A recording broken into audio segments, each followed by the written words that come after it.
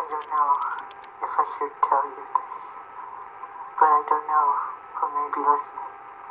There may be a group of people that want to get rid of me. They don't want me here anymore. They want to get rid of me. They don't want me here anymore. Those words sound like something from a thriller movie, but they were connected to one of the most famous entertainers who ever lived, Michael Jackson, the king of pop.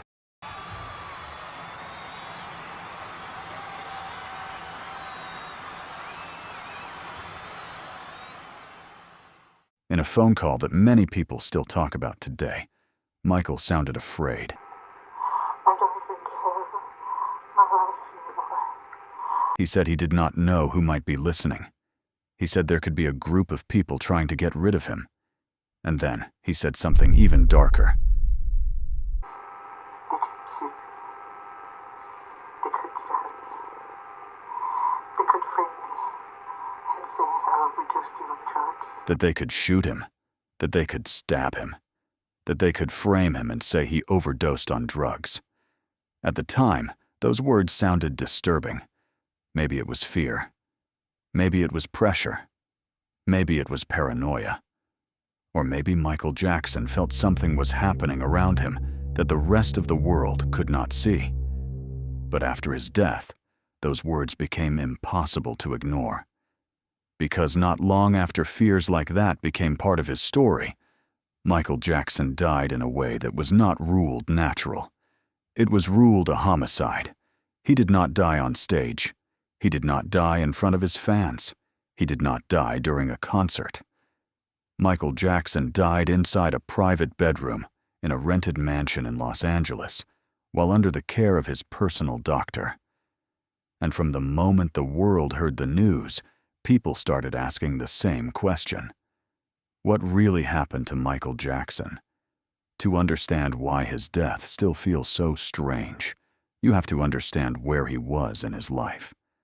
Michael was not simply retired. He was not just hiding from the world. He was preparing for the biggest comeback of his career. A comeback called This Is It. It was supposed to be a massive series of concerts in London. For fans, it was a dream. For the music industry, it was history. But for Michael, it was pressure. Real pressure. Because the whole world was going to be watching. The fans who still loved him. The critics who wanted him to fail. The media that had followed him for decades. The producers. The investors. The dancers. The entire entertainment industry. Everyone wanted to know one thing. Could Michael Jackson still do it? Could he still command a stage? Could he still dance? Could he still sing? Could he still be the Michael Jackson people remembered? And Michael knew the answer could not be average. He could not come back weak. He could not look tired. He could not make mistakes. He had to be perfect. Because that was the impossible standard the world had placed on him. Michael Jackson was not allowed to simply be human. He had to be magic. And maybe that was the beginning of the tragedy. Because during the rehearsals for This Is It, Michael still had flashes of that magic. When he walked onto the stage, people paid attention. The dancers watched him closely. The musicians waited for his cues.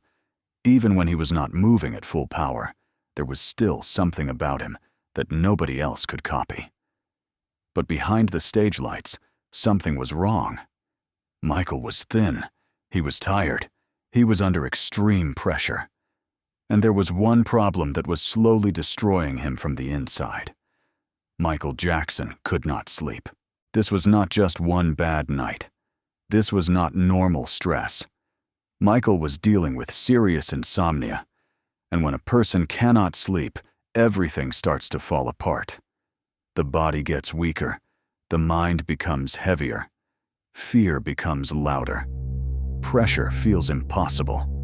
And eventually, desperation can lead someone into dangerous places. Michael needed rest. He had to rehearse. He had to perform. He had to prove himself again. But his body would not shut down. And that is where one of the darkest parts of this story begins. Propofol, Propofol is not a regular sleeping pill. It is not melatonin. It is not something someone casually takes at home before bed. Propofol is an anesthetic. It is normally used in hospitals and medical procedures. It is supposed to be given with proper monitoring, oxygen, emergency equipment, and trained medical staff. In simple terms, it is powerful enough to put someone completely under. And according to the investigation, Michael Jackson was being given propofol to help him sleep. His personal physician was Dr. Conrad Murray. Murray was supposed to protect him. He was supposed to keep him stable. He was supposed to help Michael survive the pressure of the comeback. But instead, his name became connected forever to the day Michael Jackson never woke up. The night before Michael died, he rehearsed. And that detail makes everything more haunting. Because when you watch footage from his final rehearsals, it does not feel like you are watching a man who will be gone the next day. You see him standing on stage. You see him focused. You see him giving instructions. You see him moving with that quiet confidence only he had. He was not the same young Michael from the Thriller era, but he was still Michael. The presence was still there. The control was still there. The mystery was still there. Then the rehearsal ended. The music stopped. The lights went dark. The stage emptied. And Michael returned to the mansion in Holmby Hills. A large house, a quiet house, a house that would soon become the last place he was ever alive. That night, away from the cameras, away from the fans, away from the stage, Michael wanted one thing: sleep. But sleep would not come. The hours passed. The exhaustion stayed. The pressure stayed. And the clock kept moving. According to the investigation, different medications were used that night, but Michael still could not sleep. And eventually, propofol entered the picture again. A hospital anesthetic, inside a private bedroom, with an exhausted artist, and a doctor who was supposed to be watching over him. Then something went terribly wrong. Michael Jackson stopped responding. The man who had performed for millions was lying motionless. And this is where the story becomes more than sad. It becomes disturbing. Because when a person stops breathing, there is no time to hesitate. There is no time to think about reputation. There is no time to organize anything. You call 911 immediately. But in Michael Jackson's case, the emergency call was not made right away. And that delay became one of the biggest questions in the entire story. Why did it take so long? What happened inside that room? What was done before help was called? And could Michael Jackson have survived if someone had acted sooner? When the 911 call was finally made, the emergency was clear. A man was not breathing. A man was not responding. But this was not just any man. This was Michael Jackson. When paramedics arrived at the mansion, they found a scene that almost did not seem real. No stage, no lights, no music, no screaming fans. Just Michael Jackson in a bedroom, fighting for his life. They tried to bring him back. They performed CPR. They rushed him to Ronald Reagan UCLA Medical Center. But too much time had passed. At 2:26 in the afternoon, Michael Jackson was pronounced dead. He was 50 years old, and within minutes, the news spread across the world. Television networks interrupted their programming. Websites crashed. Phones started ringing. Fans gathered outside the hospital. Others went to his star on the Hollywood Walk of Fame. Some cried. Some sang. Some just stood there in silence. Because Michael Jackson was not just a singer, he was part of people's lives. Thriller, Billie Jean, Beat It, Smooth Criminal, The Moonwalk, The Glove, The Jacket, The Videos, The Voice, The Moves. For millions, losing Michael felt like losing a piece of childhood. But as the world mourned, the investigation was only beginning. And what came next made his death feel even stranger. The autopsy determined that Michael Jackson died from acute propofol intoxication, combined with other sedatives in his system. Then came the word that changed everything.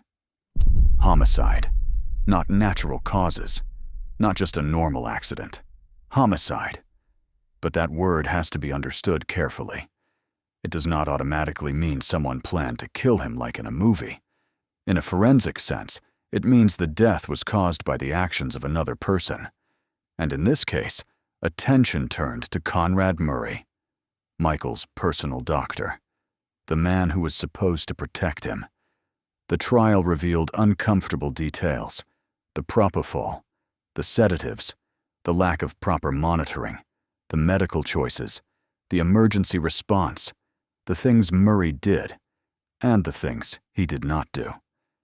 The biggest question was not only what Michael was given, it was why he was given it that way. Why was such a powerful anesthetic being used for sleep? Why was it being used in a private bedroom? Was Michael being monitored properly? Was the right equipment there? And why was 911 not called immediately? In 2011, Conrad Murray was found guilty of involuntary manslaughter. He was sentenced to 4 years in prison. For the law, there was an answer. But for the public, the story never fully closed. Question is still alive. Was Michael Jackson's death only medical negligence? Or was there more to the story than we will ever know? Let me know what you think in the comments, because maybe we will never know everything that happened inside that room. But one thing is certain. Michael Jackson's final chapter was so strange that the world still has not been able to let it go.